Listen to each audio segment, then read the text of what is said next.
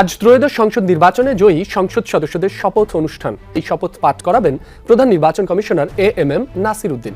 এরই মধ্যে সংসদ ভবনে প্রবেশ করতে শুরু করেছেন নবনির্বাচিত এমপিরা। বিসমিল্লাহির রহমানির রহিম। ত্রয়োদশ জাতীয় সংসদের সাধারণ নির্বাচনে নির্বাচিত মাননীয় সদস্যবৃন্দ, আসসালামু আলাইকুম। আপনাদেরকে আন্তরিক অভিনন্দন। এখন আপনাদেরকে শপথ বাক্য পাঠ করানো হবে। আমি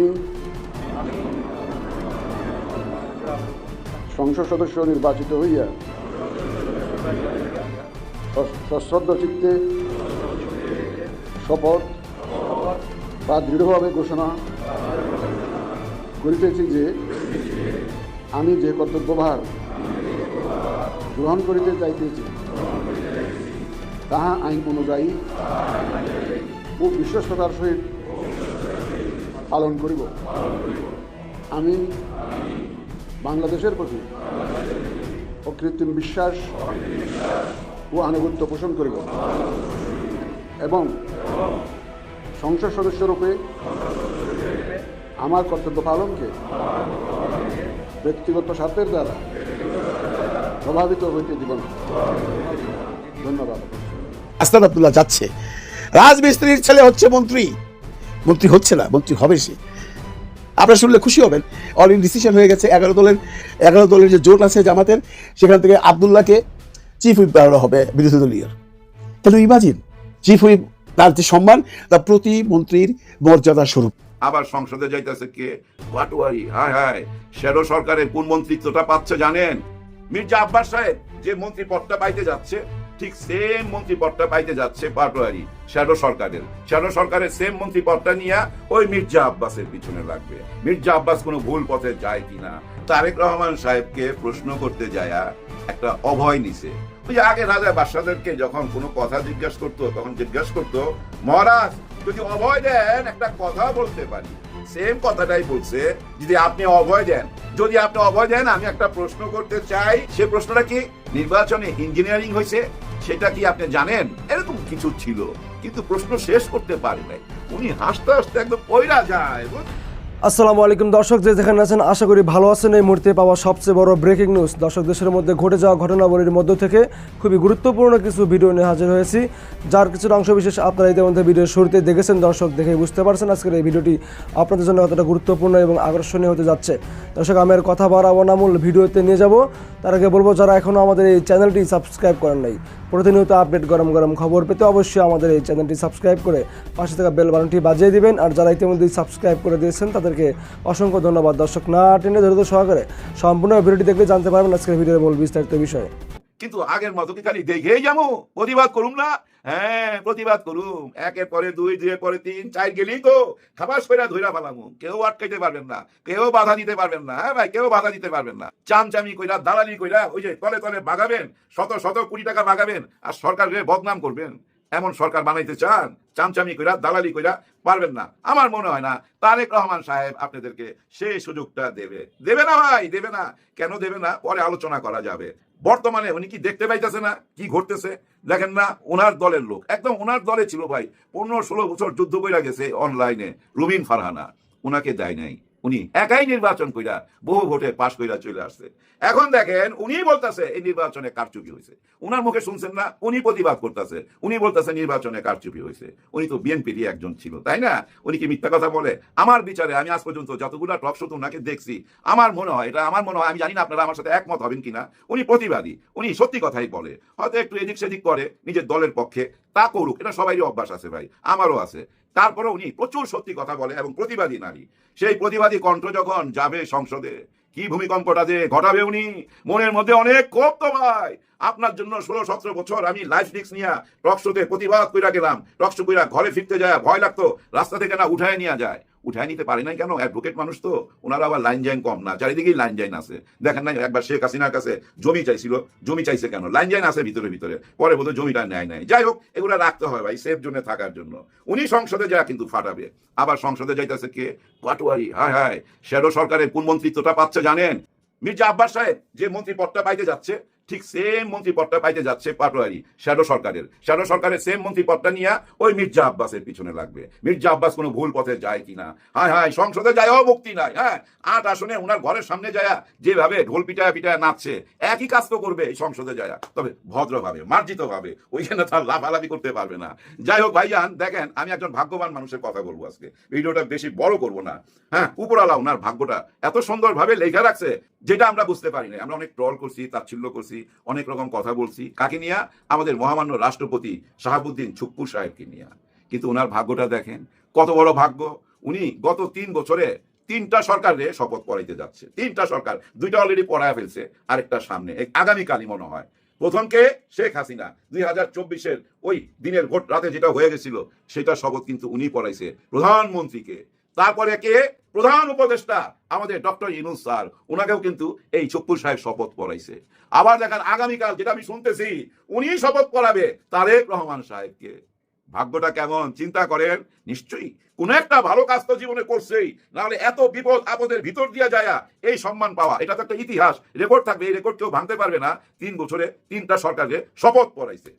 উনি কিন্তু আবার আমাদের সিনেমার সাথে একটু যোগাযোগ আছে ওনার। কেমন জানেন? ওনার একটা ছেলে, বড় ছেলে, সিনেমার বহুত বড় প্রডিউসার ভাই, শাকিব খানকে নিয়ে বহু ছবি বানাইছে, আরশাদ আদনান সাহেব, অনেক বড় প্রডিউসার। এবং ওই যে প্রিয়তমা ছবি যে নায়িকাটা আসছিল না কলকাতা থেকে, সে শাকিব খান সবাই মিলা রাষ্ট্রপতির ভবনে যায় ভাই, ওনারা একসাথে খাওয়া দাওয়া করছে। সিনেমার মানুষ তো দেখছেন, সিনেমা করার পরও ওনার ভাগ্যটা কত ভালো চিন্তা করেন। আপনারা খালি বলেন যারা সিনেমা করে, যারা নাচ গান করে তারা খারাপ মানুষ, দেখছেন ওনার ভাগ্যটা কত ভালো। হ্যাঁ ভাই, আসলে যারা সিনেমা করে, যারা নাচ গান করে, আসলে কি জানেন, ওই যে কিছু আধুনিক মনা মানুষ আছে না, নাইট ক্লাবে যাবো, ফুর্তি করুম, জীবনটা একটু অন্যরকম, যেটা আমি দেখে আসছি ভাই, নিজের চোখে দেখে আসছি ওই লাইফ। ওই আমাদের মতো এই মানুষগুলো না এই 11 দলের ভোট দেয় নাই, কেন দিবে? আচ্ছা আপনি চিন্তা করেন, ধরেন আমি একটা বারের মালিক, বার বুঝছেন তো, যেখানে মদ বিক্রি হয় ভাই, প্রতি সন্ধ্যা থেকে রাত 1টা-2টা পর্যন্ত 25 লাখ 30 লাখ টাকার মদ বিক্রি হয়ে যায়। এরকম বার, ছোট ছোট বার ঢাকা কেন ভাই, পুরো বাংলাদেশেই আছে। এখন দেখেন এই যে এতগুলো বারের মধ্যে কত কর্মচারী কাজ করে, বারের মালিক, এরা কেন জামাতে ইসলামকে 11 দলকে ভোট দিবে বলেন তো? ভোটটা দিলেই তো এরা এই মদের বারের লাইসেন্স গুলা ক্যান্সেল করে দিবে, মদ খাইতে দিবে না, এটাই তো সবাই জানে, শরিয়া আইনের অংশ, তাই না? এই জন্য ভোট দেয় নাই। ওরা কেন ভোট দিবে? মনে করেন অনেক হোটেল আছে না, সব না, অনেক হোটেল আছে, হোটেলের মধ্যে কি হয় আপনারা তো জানেন, ওইখানে কারা যায়, কি হয়, এটা আর মুখে বলতে চাই না। এখন দেখেন ইনারা কি ভোট দিবে? দিবে না। জামাত ইসলামের সবচেয়ে বড় ভুল হয়েছে কোনটা জানেন? ওই যে একটা ঘোষণা দিছিল না, ঘোষণাটা কি? যে আমরা তো দুর্নীতি করবই না, এবং যারা যারা দুর্নীতি করবে তাদের হাত অবশ করে দিব, মানে আমরা দুর্নীতি মাইনাও নিব না, দুর্নীতি করবই না। এই একটা স্লোগানই খায়া দিছে তো। কারণ কি জানেন, এই দেশের মধ্যে দুর্নীতিবাজ তো ভর্তি রে ভাই, দুর্নীতিবাজ ভর্তি।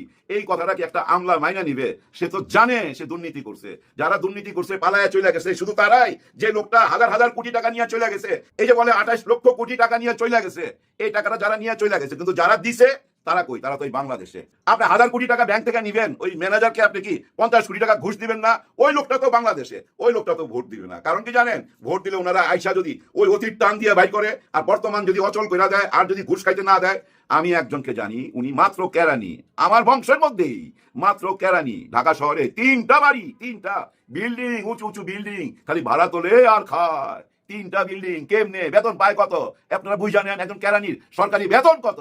এরকম মানুষই তো ভর্তি, এরা তো ভোট দিবে না, ভোট দেয় নাই। ঠিক একই ধরনের মানুষ এই সরকারের মধ্যে পাবেন, প্রশাসনে পাবেন, হারুন আছে, বিপ্লব আছে, বেনজির আছে, এই প্রশাসনের মধ্যে আছে তো ভাই, লুকায় আছে না? এরকম অনেকেই আছে। তারা কি চাইবে যে সরকার বলে যে দুর্নীতিবাজের হাত অবশ করে দেবো? তারা তো চাইবে না, যার জন্য ওনারা ভোট দেয় নাই। তার মানে কি নীতি থেকে সইরা আসতে হবে? না, নীতি থেকে সইরা আসা যাবে না। উপরওয়ালা যা করে ভালোর জন্যই তো করে। দেখেন ওনারা যদি আজকে ক্ষমতায় যাইতো, কি হইতো জানেন? একটা কথাই বইলা বেড়াইতো যে ওরা জঙ্গি জঙ্গি জঙ্গি। হ্যাঁ ভাই, পার্শ্ববর্তী দেশ থেকে আর আমাদের দেশের এই পত্র পত্রিকা মিলা, আগার ইঙ্গিতে সবাই মিলা শুরু করতো এরা জঙ্গি, এরা দেশকে তালেবান বানায় ফেলাবে, এই কথা বলতোই। হায় হায়, ওনার নাম বিকাশ নূর কেন? এটা নিয়ে না আমার একটা গবেষণা করতে হবে। কারণ কি, বিকাশ কেন ওনার নামের সাথে যাবে? নাকি বিকাশ কোম্পানির সাথে বিজ্ঞাপনের কোনো ডিট করা আছে যে ভাই আমার নামের উপরে বিকাশের পাবলিসিটি করতেছি, আমার মাসে মাসে কিছু টাকা দিয়েন, এরকম কিছু কি? এরকম গবেষণা করতে হবে, আরো গবেষণা করতে হবে। উনি কই থেকে টাকা কামাইছে, কত টাকা কামাইছে, কিভাবে নির্বাচন করছে, এখন কত টাকা ওনার কাছে আছে, কারণ আগামীতে আবার বিদায়ের আগে ওনাকে চেক করতে হবে। এই গবেষণা ওনার পিছনে করতে হবে। ওনার সমস্ত হিসাব নিকাশ এখন নেওয়া উচিত, এবং চাইবার সময় আবার নিমু। হ্যাঁ ভাই, ওনার উপরে গবেষণা করা উচিত সবাই। কারণ কি জানেন, উনি একটা ডাক দিছে গবেষণা করার। কার গবেষণা করতে চায় জানেন? জামাতে ইসলামের। জামাতে ইসলামের কেন এতটা উত্থান হইলো, কেন ওনারা ওই 70টার মতো আসন পাইলো, এবং এই ছাত্র শিবিরের কিভাবে এত বড় উত্থান হইলো, এটা নিয়ে গবেষণা করতে হবে। গবেষণা পর্যন্ত ঠিক ছিল, ওকে গবেষণা করেন। এরপরের কথাটা ভাই ভেরি ডেঞ্জারাস, এদেরকে আর মাথা চারা দেওয়া উঠতে দেওয়া যাবে না। এরা দেশের জন্য ক্ষতিকারক, এরা হলো অশনি সংকেত, এরা নাকি এই দেশে খাইয়া দিবে। হায় হায়, এইটা কি কথা বললেন আপনি এতদিন পর? হ্যাঁ ভাই, আপনি এতই বুদ্ধিমান হয়ে গেলেন নাকি এটা কারো কাছে শুই না বললেন? আপনার নেতা যেখানে প্রশংসা কুড়াইতেছে, দেখেন নাহিদ ইসলামের বাসায় গেছে, ডাক্তার শফিকুর রহমান স্যারের বাসায় গেছে, হাত মিলাইছে, বুক মিলাইছে, কথা দিছে দেশটা সুন্দরভাবে গইরা তুলুম একসঙ্গে। আর আপনি আইসা ওইখানে বলতেছেন আপনার নেতা গেছে ওনাদের সঙ্গে বুক মিলাইতে, আর আপনি পিঠের মধ্যে ছুরি মারতেছেন। আপনি বলতেছেন কিভাবে জামাত ইসলামের উত্থান হইলো, কিভাবে শিবিরের উত্থান হইলো। এরা গুপ্ত, এই গুপ্তদেরকে নিয়ে গবেষণা করতে হবে, এরা দেশের জন্য বিপজ্জনক, এরা অশনি সংকেত, এই কথাটা আপনি বলছেন। এই জন্যই এই কিছুক্ষণ আপনি নিয়ে গবেষণার কথা বললাম। হ্যাঁ, আপনাকে নিয়ে গবেষণা করা উচিত, কারণ আপনিও তো একজন নেতা। আপনি হলেন সেই নেতা, নিজের আরেক নেতাকে ওনাদের সঙ্গে ভিড়াই দিচ্ছেন, উনি ফেল করছে, আপনি পাশ করে আসছেন। পাশ করে আসার পরই আপনার কথাবার্তা সবকিছু চেঞ্জ হয়ে গেল। আপনি এখন গবেষণা করতে চান, আচ্ছা গবেষণা করেন, কিন্তু আপনি এটা কি বললেন, এরা দেশের জন্য ক্ষতিকারক, এরা উগ্রবাদী, হ্যাঁ এরা মৌলবাদী। আসলে হয়েছে কি ভাই, আমি বলি, উনি হুট করে মুখে আসছে আর বইলা ফেলাইছে, এইটা ভাইবেন না। ওই যে গোপন কক্ষের মধ্যে যে মিটিং হয় না, ওই মিটিং এর মধ্যে এসব আলাপ হয়েছে। ওই যে বলে না বারবার গুপ্ত গুপ্ত, এই গুপ্তদের কিভাবে এত উত্থান হইলো, কিভাবে এতগুলো আসন পাইলো, কিভাবে এত শক্তি প্রয়োগ করলো, কিভাবে তাদের ঘাড়ে নিঃশ্বাস ফালাইলো, এগুলো সব তদন্ত করবে। তার মানে কি এই গুপ্তকে দমন করতে হবে, এরা তো দেশের জন্য ক্ষতিকারক। তার মানে কি পুরো প্রশাসনে ওই আগের মতো কি পিছিয়ে লাগাই দিতে চান, যে এদেরকে দাবাইতে হবে, আয়না ঘরে ঢুকাইতে হবে, এদেরকে ধ্বংস করে দিতে হবে? কারণ আপনি তো বলতেছেন এরা দেশের জন্য ক্ষতিকারক, তার মানে এদেরকে তো জেলে ঢুকানো উচিত, তাই না? এইসব রাজনীতি থেকে বাইরে হয়ে চলে আসেন, ওই পুরনো রাজনীতি খাওয়াইতে পারবেন না।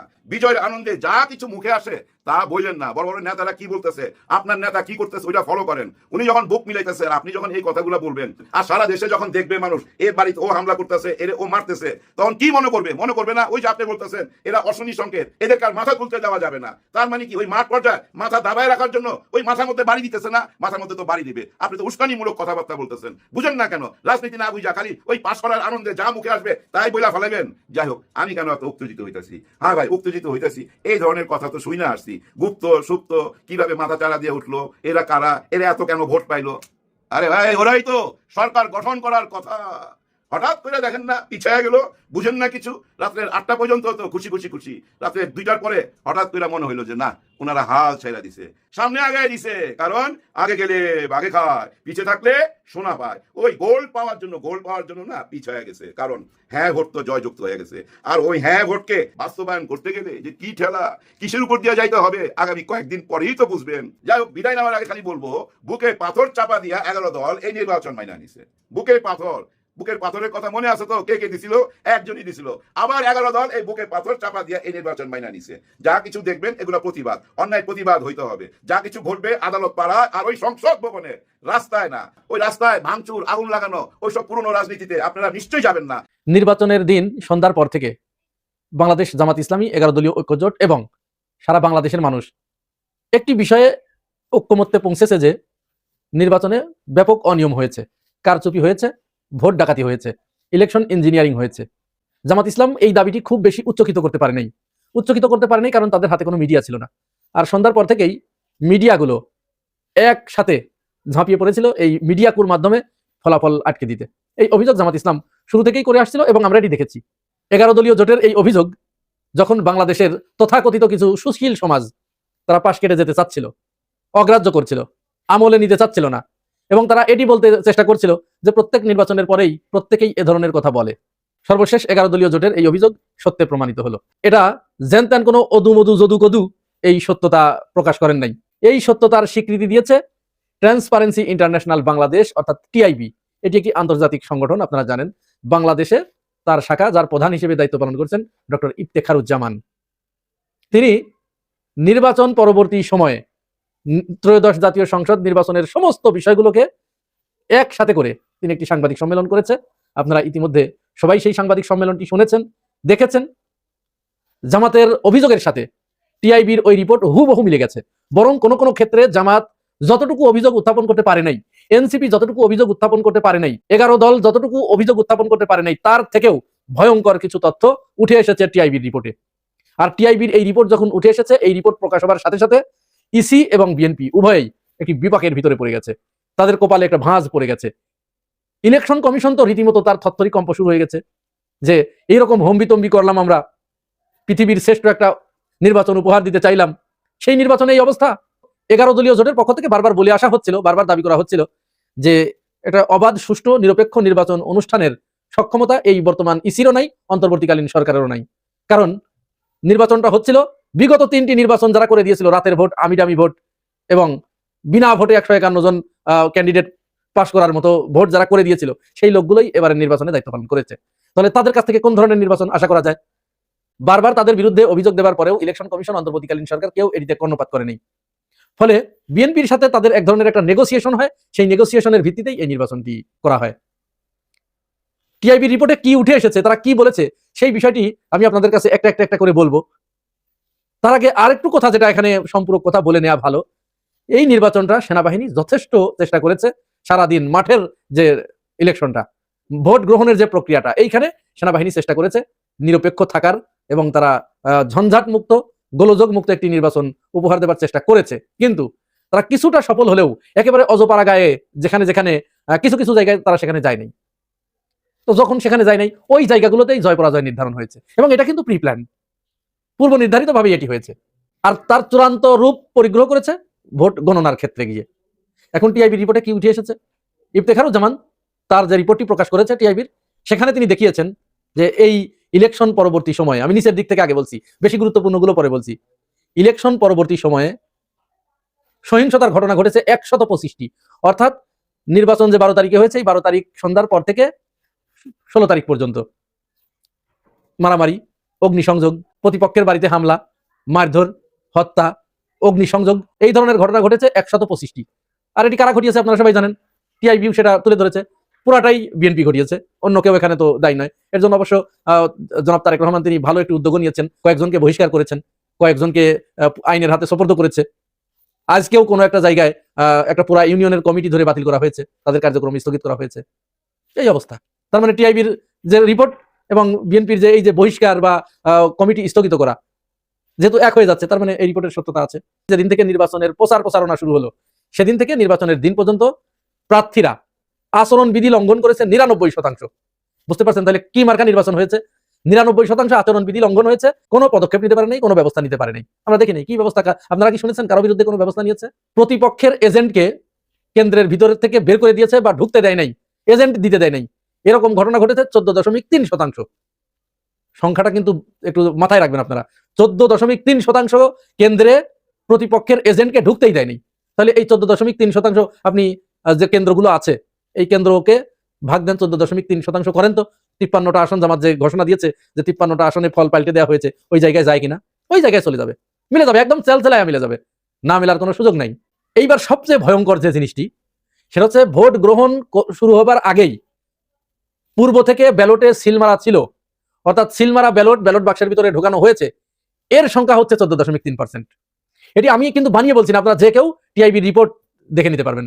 তাহলে বাংলাদেশের জনগণের দোষ দিয়ে লাভ নাই। অনেকেই জনগণকে দোষারোপ করছেন যে জনগণ ভোট দেয় নাই, জনগণ চাঁদাবাজদের ভোট দিল, ইত্যাদি ইত্যাদি বলার চেষ্টা করছেন। জনগণ ভোট ঠিকই দিয়েছে, কিন্তু জনগণের ভোটের সঠিক প্রতিফলন ঘটে নাই।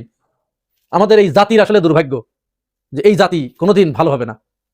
17 বছর ধরে যারা ভোট দিতে পারে নাই, এরাও ভোট দিতে পারে নাই, ওরাও ভোট দিতে পারে নাই, অথচ সেই মানুষগুলোই সুযোগ পেয়ে আবার তারা আরেকজনকে ভোটদান থেকে তারা বিরত রাখলো, ভোট দিতে দিল না, ভোটাধিকার প্রয়োগ করতে দিল না। 21.5% জাল ভোট পড়েছে। আপনি হিসাব মিলান, এবার কিভাবে ক্ষমতায় এসেছেন হিসাব মিলান। আর সবচেয়ে মারাত্মক যে অভিযোগটা, যেটা সচরাচর ঘটে কিন্তু সেটার পার্সেন্টেজ থাকে কম, কেন্দ্রে যেতে, ভোট দিতে যেতে বাধা দেওয়া হয়েছে 46.5%। চিন্তা করতে পেরেছেন? অর্থাৎ 46.5% মানুষকে কেন্দ্রে যেতে বাধা দেওয়া হয়েছে, তাদেরকে ভোট দিতে দেওয়া হয় নাই। তারা ভোট দিতে গেছে, যাচ্ছে পথে তাদেরকে ফেরত পাঠানো হয়েছে। এই যে এতগুলো অপকর্ম, এতগুলো অনিয়ম, এই সবগুলো ঘটেছে কাদের দ্বারা ঘটেছে? শাসক দলের দ্বারা ঘটেছে। মিডিয়াগুলো এগুলো কোনো রূপ প্রচারণায় আনে নাই, কোনো প্রচার করে নাই। আমরা যতটুকু জানতে পেরেছি সোশ্যাল মিডিয়ার মাধ্যমে, এই যে টিআইবি যে রিপোর্টগুলো বলছে, এগুলো কিন্তু সব আমরা দেখেছি আগে থেকেই, কিন্তু আমাদের কাছে তো পার্সেন্টেজ ছিল না, আমরা জানতাম না যে এত বড় শুভঙ্করের ফাঁকি হয়েছে। টিআইবি সেটি তুলে এনেছে। তাহলে আমাদের এদেশের মেইন স্ট্রিমের যে মিডিয়াগুলো আছে, এদেরকে আমরা কোন আশায়, কোন ভরসায় এদের উপর আমরা বিশ্বাস করবো? এই জন্য আমি বারবার একটা কথা বলছি যে আপনারা প্রত্যেকেই এমন কাজ করেন। জামাত ইসলামের প্রতি আমার আহ্বান থাকে। তো দর্শক, আশা করি সম্পূর্ণ ভিডিও মনোযোগ সহকারে দেখলেন এবং সবগুলো বিস্তারিত আলোচনা মনোযোগ সহকারে শুনলেন। তো দর্শক, এই ভিডিও থেকে কী জানলেন? আপনার গুরুত্বপূর্ণ মতামতটা আমাদের কমেন্ট বক্সে অবশ্যই জানিয়ে যাবেন। এরকম প্রতিনিয়ত আপডেট গরম খবর হতে অবশ্যই আমাদের এই চ্যানেলটি সাবস্ক্রাইব করে রাখবেন। আজকে এখানে বিদায় নিচ্ছি, দেখা হবে নতুন একটা ভিডিওতে।